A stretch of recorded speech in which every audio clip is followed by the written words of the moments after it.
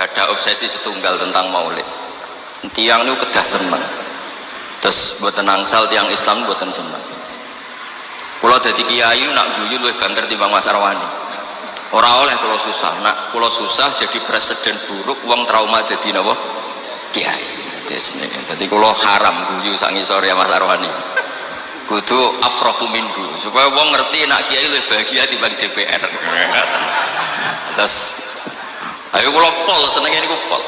Kula anut terus pokoke anut kiai-kiai riyen, anut ulama-ulama riyen niku bener-bener seneng. Nak sampean ra seneng niku repot. Wong ra wani dadi kiai, ra wani dadi habib, gak wani dadi wong apik. Mergo wong apik ora kepenak. Terus kudu seneng. Sehingga iman tertinggi niku nggih seneng, ridho niku seneng banget.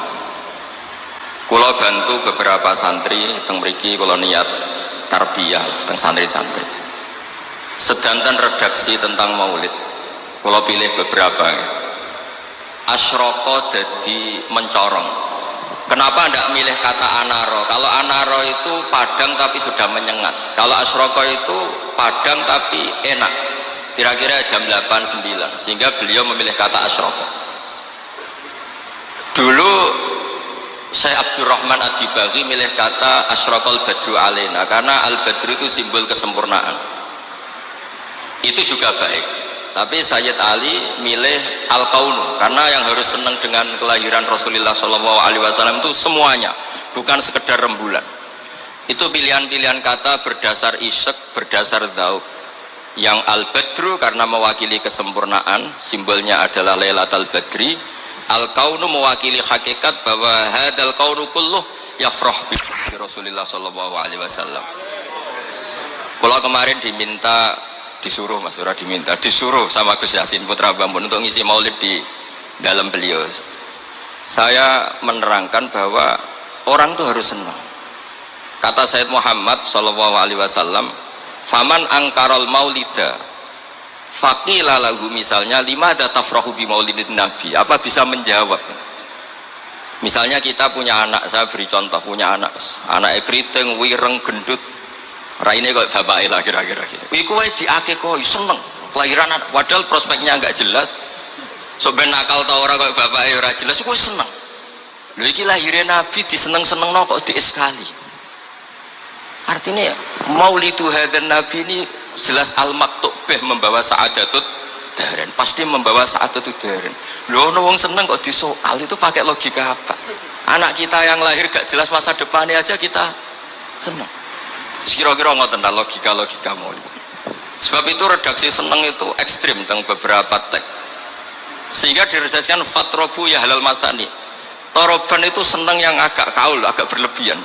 Sebetulnya di kamus tuh ya agak-agak joget maknanya toroban, tapi kalau tak maknanya gitu masa kiai-kiai joget kan ribet ya. Tapi toroban itu seneng yang sudah tidak terkendali. Jadi toroban itu al-faroh yang melahirkan gerakan tubuh, itu torob. Makanya di situ tidak dikatakan fafrohu tapi fatrobu. Jadi seneng yang sampai melahirkan gerakan tubuh. Ya halal masani. Terus fahazarul yumni gharrat, mongkau tai peparing sing serba barokah. Yumnun ini maknanya kanan. Orang Arab dalam balaghatul Arab, kanan itu simbol kebenaran, simbol keberkahan. Sehingga ketika kebenaran disebut ashabul yamin, ketika salah disebut ashabus shimal. Jadi itu ibarat yang luar biasa. Fahazarul yumni, apa yang dilakukan Nabi itu semuanya berkah. Termasuk ketika Nabi milih amal yang mafdul, yang tidak afdol. Misalnya semua orang itu tawaf itu musyatan, semuanya berjalan. Teorinya al-ajru biqadri ta'ab. Tapi Nabi itu enggak. Nabi justru tawaf rakiban. Nabi tawaf itu secara berkendara. Dan itu menjadi berkah bagi kita. Karena yang tawaf pakai kursi roda karena uzur itu menjadi punya referensi karena Nabi tawaf rakiban. Andai kan Nabi saat itu ikut masyian, maka kita bingung cari referensi bagaimana ketika kita tawaf harus berkendara. Sehingga Nabi pilihannya mafdul saja menjadi fadil, fadil menjadi afdol, semuanya berkah.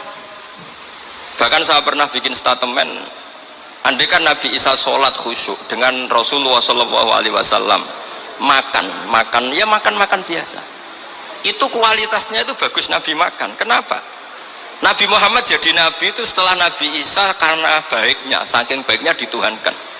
Jika Nabi untuk melawan nafyur rububiyah an Muhammadin sallallahu alaihi wasallam dan memaklumatkan bahwa innama huwa abduhu wa rasuluh, itu kalau makan diperlihatkan. Nabi itu kalau dahar kadang di depan rumah dan tidak pati-pati priayi gitu, yakulu kama yakulul abdu, dan itu sengaja. Jika ada orang fasikoh lewat, ahadalladzi yas'umu annahu nabiyyun yakulu kama yakulul abdu, ini tahu orang yang klaim jadi nabi, cara makannya kok mbak priayi kayak makannya abdun. Si perempuan tadi maknani abdun itu budak, tapi Nabi santai saja ngetikan ayu abdin a'badu minhu, ya memang saya budak terbaik, muridan bidzalika annahu abduhu wa rasuluh. Itu kata para ahli tafsir, dikatakan gerakan seperti ini penting bagi seorang Rasulullah Muhammad SAW yang beliau jadi nabi setelah kecelakaan Isa dituhankan karena terlalu khusyuk. Nah, kalau bagian riwayat yang bagian gak khusyuk ini karena ini, jadi yang khusyuk ge monggo, yang gak khusyuk kados kula ge monggo, itu ada referensinya lah. Sehingga Allah kadang muji nabi itu sederhana. Nabi itu siapa? Orang yang makan. Ini bagi pengkaji tauhid dan tahu sejarah, makan itu penting sekali. Karena hanya dengan cara itu orang nggak akan diduga sebagai Tuhan. Nah, di sini ketika Allah muji Nabi Isa, mal masih ibnu maryam illa rasul qad khalas min qabli rusul wa ummuhu siddiqah kana yakulanit ta'am. Coba kalau Anda jadi orang alim, misalnya ketua MUI atau ketua NU, terus dipuji kiai ini tukang makan, itu pasti tersinggung. Boyo dipuji tukang qiyamul lail tadalah el kan keren, ini dipuji hanya sekedar makan. Seorang rasul dan beberapa rasul bahkan kadang Quran mujinya hanya gitu, wa ma arsalna qablaka minal mursalin illa innahum la yaquluna ta'ama wa yamshuna fil aswaq. Tapi makan di sini beda dengan makan kita. Kalau makan kita kan kepengen wareg, kepengen gendut, kepengen kuat, mbok kuat opo ora ros pokoke. Makanya Nabi itu beda dengan kualitas A, yaitu nafyur rububiyah. Dal al-i'lam bi annahu abdullah wa rasul. Jadi Nabi gerakannya itu sholatnya ya ibadah, makannya ibadah, goyonya ya ibadah, gojlokannya juga ibadah, diamnya juga ibadah. Itu disebut fahazarul yumni gharat. Gharat itu maknanya juga nyanyi. Gharat itu rengang-rengang nyanyi. Jadi kalau suwun nas pokoknya sing seneng tenanan, sing seneng banget. Walana busyron apa bisatin mustamirin laisa yanfat haitsu utina atau anjama al fakhrul muabbad. Jadi walana lan iku berhak kedhi kita al busyra te seneng bisatin kelan kebahagiaan sifatnya sadin mustamirin kang abadi. Laisa kang ora ana apa sadu iku yanfatu ilang apa sadu. Haitsu utina atau anjama al fakhrul muabbad. Jadi ketika muji Allah ya gitu. Fali rabbi kullu hamdin jalla ayakhsurahul idhabana biwujudi Mustafa al-Hadi Muhammad. Ada yang meredaksikan Sa'ada Abdun Kotamalla wan jala andul hazinu, ada yang meredaksikan Bushrolana ninal munazaral ana wafal. Jadi kalau maulid kok susah itu gak boleh, apalagi tarian terus wong susah itu gak boleh. Tapi nak berkata enak juga gak boleh karena harus seneng gitu. Jadi ini undang ini tadi tak betul ini. Saya ini keluarga sini, Mbah Basal akhirnya di sini diundang, jadi ngirit mungkin tidak tahu saya. Tapi bagus, saya juga gak harap-harap ini kan, malah saya dosa ini kalau. Tapi saya ini cerita, yang penting itu seneng. Seneng ini penting. Saya sering didhawuhi bapak saya ini teman akrabnya ya keluarga sini ya, teman akrabnya bapaknya Mas Arwani. Bapak kula nu nek ana wong ngaji nangis itu ngritik.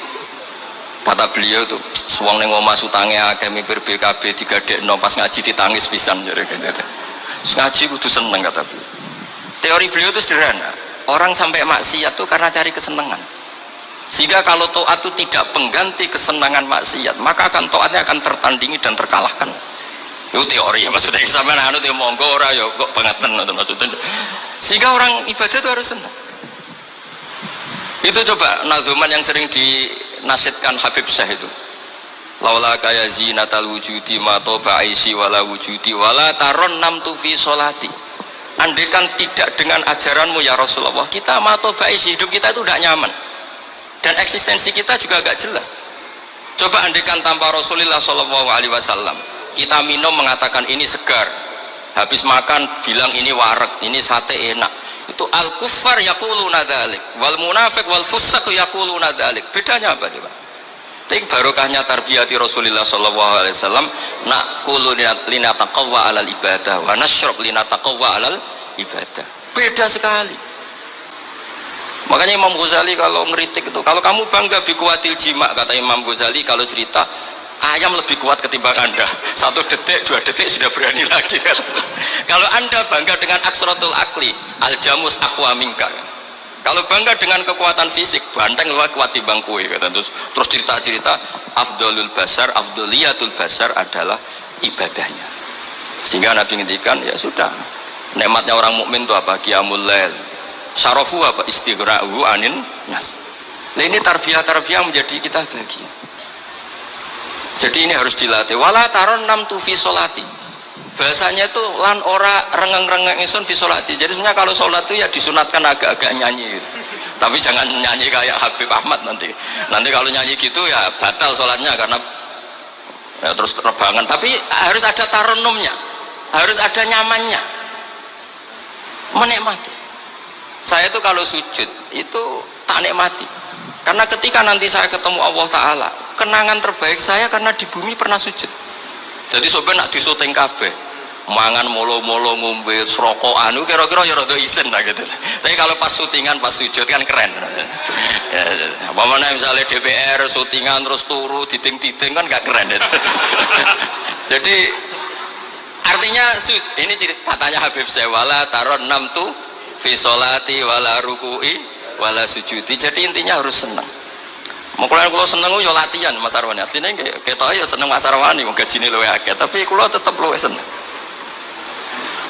Jadi kalau suwun sing kiai-kiai desa kabeh kudu seneng. Suwe-suwe seneng.